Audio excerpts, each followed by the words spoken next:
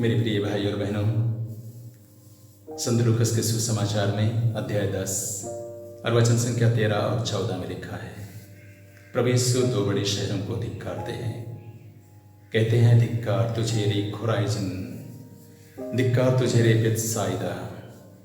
जो चिन्ह और चमत्कार तुम में किए गए हैं, यदि वे सिदोन और अन्य राष्ट्रों में किया गया होता तो वहाँ के लोग भस्म रमाकर पश्चाताप किया होता, लेकिन तुमने ऐसा नहीं किया, इसलिए धिक्कार तुम्हें। इस प्रकार प्रभु यीशु धिक्कारते हैं। मेरे प्रिय भाई और बहनों, प्रभु यीशु इस संसार में लोगों को बचाने आए थे। प्रभु के ज़माने में बहुत सारे लोग उनका वचन सुनने के लिए, रोगों से चंगाई पाने के लिए और बड़े बड़े चिन्ह चमत्कार प्रभु यीशु ने किया। अपने जीवन काल में बहुत सारे लोग आए, बड़े बड़े चिन्ह चमत्कार किए।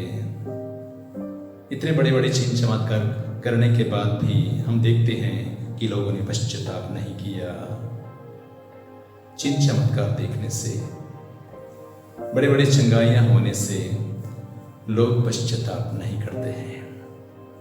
वचन सुनने से हमें वचन के द्वारा पश्चाताप करने के लिए हमें निमंत्रण दिया जाता है।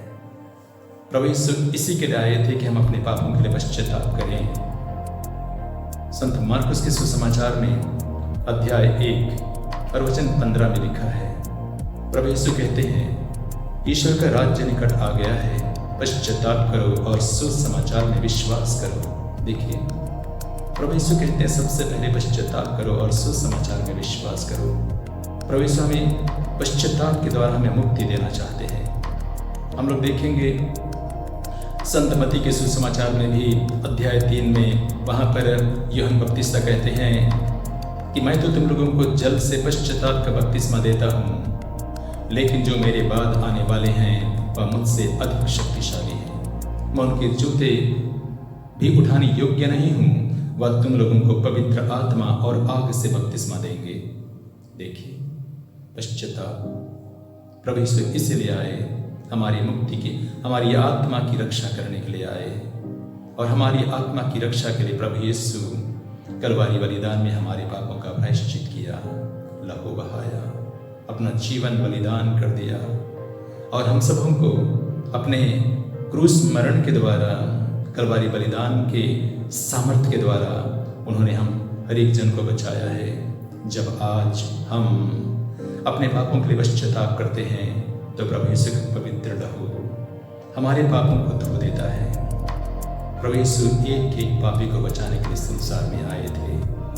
हम बाइबल में देखेंगे, संत यूहन्ना के सुसमाचार में अध्याय 4 में एक समारी स्त्री के बारे में देखेंगे। जब प्रभु यीशु ने जब उस समारी स्त्री के पास में गए तो प्रभु यीशु ने उस समारी स्त्री से कहा, संजीवन जल के बारे में बताया। और समारी स्त्री कहती है, प्रभु वह संजीवन जल मुझे दीजिए। और प्रभु यीशु कहते हैं, अपने पति को बुलाओ। और समारी स्त्री कहती है, मेरा कोई पति नहीं है। प्रभु यीशु ने कहा, तुम्हारे 5 पति रह चुके हैं और जिसके साथ अभी तुम रहती हो वो भी तुम्हारा पति नहीं है। और समारी स्त्री कहती है, आपने ठीक कहा। जब समारी स्त्री ने अपने पापों को स्वीकार किया तो प्रभु यीशु उनके पापों को क्षमा कर दिया।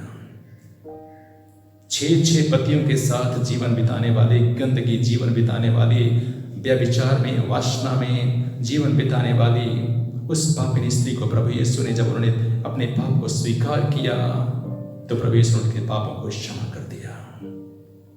मेरे प्रिय भाई और बहनों, समारी स्त्री की घटना हमें बताती है कि हमारे जीवन में कितने भी बड़े पाप क्यों ना हो, जब हम अपने पापों के लिए पश्चाताप करते हैं, क्षमा मांगते हैं, तो प्रभु यीशु हमारे पापों को क्षमा कर देता है।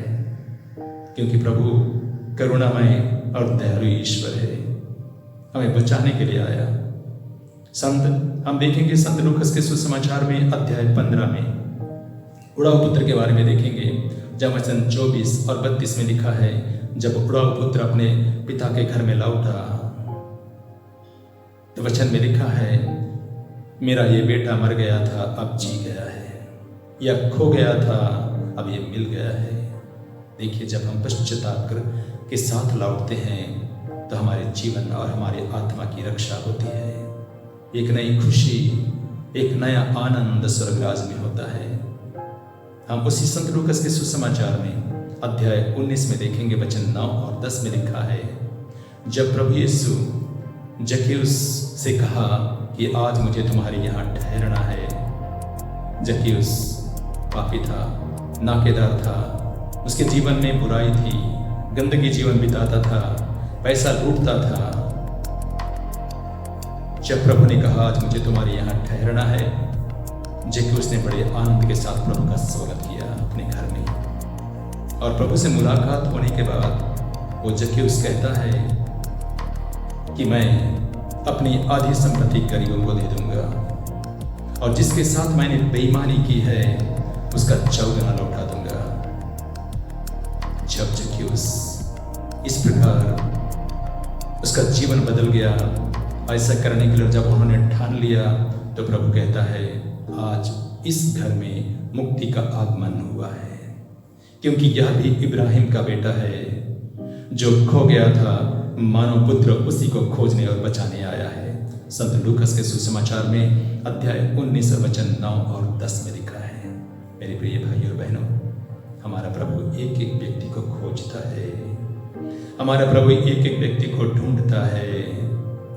हम लोग देखेंगे जब प्रभु यीशु कलवारी बलिदान में हमारे पापों का प्रायश्चित कर रहे थे, जब 2 डाकुओं के बीच में प्रभु यीशु चढ़ाए गए थे और एक डाकू पश्चाताप करते हुए प्रभु से कहा, और डाकू था, इतनों का जीवन बर्बाद किया, पैसा लूटा, हत्या किया होगा, वो डाकू था और उसको कलवारी बलिदान में उसको भी दंड दिया गया, मरने के लिए, फांसी के लिए उसको दंडित किया गया।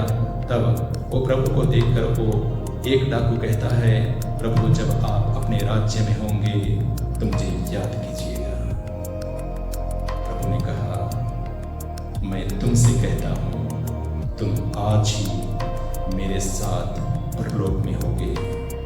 संत लूकास का सुसमाचार अध्याय 23 वचन 42 और 43 में लिखा है। मेरे प्रिय भाइयों और बहनों, आप ये मत सोचिए कि आपके जीवन में बड़ी बड़ी कांड हुआ है, आपने बड़ा बड़ा पाप किया है, गंभीर और घिनौना पाप किया है। प्रभु यीशु तो आपको ही बचाने के लिए और खोजने के लिए आया है। आप इतना देर क्यों करते हैं? कहीं ऐसा ना हो कि अब बहुत देर हो जाए। कितने लोग अचानक मर जाते हैं, कभी बाढ़ में उनका परिवार नष्ट हो जाता है, कभी अकस्मात बिजली जब आकाश से गिरती है, बादल फटता है, बहुत लोग मर जाते हैं, कभी कोई लोग रेल दुर्घटना में उनका परिवार नष्ट हो जाता है, कभी एक्सीडेंट में उनका मृत्यु हो जाता है, कभी और बहुत सारे कारणों से, कभी बीमारी, अचानक बीमारी आ जाती है और लोग मर जाते हैं। कहीं ऐसा तो नहीं होगा कि आपको पश्चाताप करने का मौका ना मिले। बस आपको इतना ही तो कहना है कि प्रभु मुझ पापी पर दया कर, प्रभु मुझ पापी को क्षमा कर। प्रभु क्षमा करेगा, क्योंकि स्तोत्र ग्रंथ में देखेंगे 51 में लिखा है, इतना सुंदर वचन लिखा हुआ है, ईश्वर तू दयालु है, मुझ पर दया कर, तू दया सागर है, मेरा अपराध क्षमा कर, मेरी दुष्टता पूर्ण रूप से धो डाल, मुझ पापी को शुद्ध कर।